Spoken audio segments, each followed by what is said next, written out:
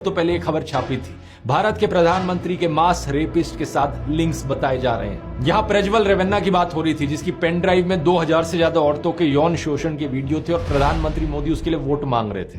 ये जापान का अखबार देखिए, निक्केई एशिया, लिखा है कि भारत के मोदी मुसलमानों के खिलाफ नफरती भाषण देने की वजह से आलोचना झेल रहे हैं। मोदी सरकार के आने के बाद लिंचिंग्स की खबरें दुनिया भर के अखबारों में छप रही हैं। CBS न्यूज को देखिए, पालघर वाली खबर है कि कैसे व्हाट्सएप पर एक चाइल्ड किडनैपर की अफवाह फैली और 2 हिंदू साधु और उनके ड्राइवर की लिंचिंग हो गई। 2014 से पहले क्या आपने कभी इस लिंचिंग शब्द को सुना भी था कहीं पर? न्यूयॉर्क टाइम्स में तबरेज अंसारी के मारे जाने की खबर देखिए।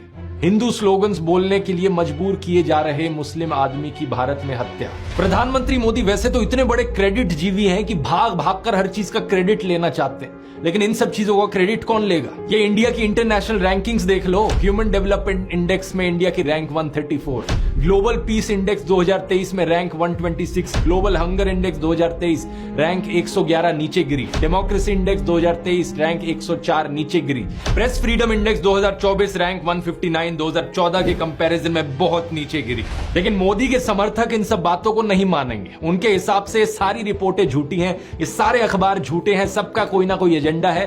केवल व्हाट्सएप पर जो दिखाया जाता है और गोदी मीडिया जो दिखाता है, बस वही सच्चा है। अब अलग अलग देशों की सरकारें क्या कर रही हैं, वो डंका भी देख लीजिए जरा। लुक ईस्ट पॉलिसी फेल हो चुकी है। पड़ोसी देशों के साथ हमारे देश के संबंध सबसे निचले पॉइंट पर है। पाकिस्तान, अफगानिस्तान, चाइना, नेपाल, भूटान, बांग्लादेश, म्यांमार, श्रीलंका, मालदीव्स, इनमें से कितने देशों के साथ अभी हमारे कमाल के संबंध है, जरा बता दीजिए।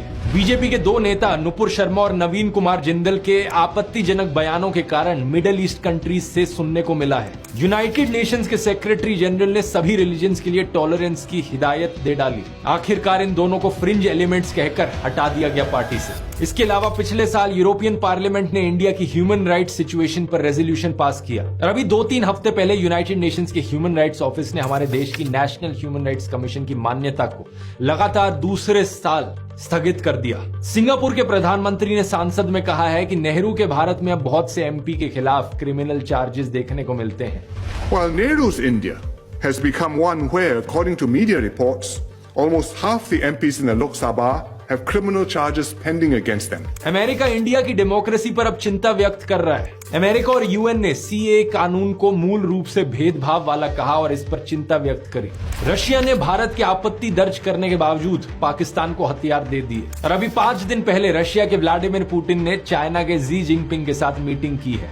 ये सारी खबरें आपको टीवी पर नहीं दिखाई जाएंगी। व्हाट्सएप पर एक दिन आपको मैसेज भेजा जाएगा कि मोदी ने पूरी दुनिया में डंका बजा दिया, पूरी दुनिया हमारे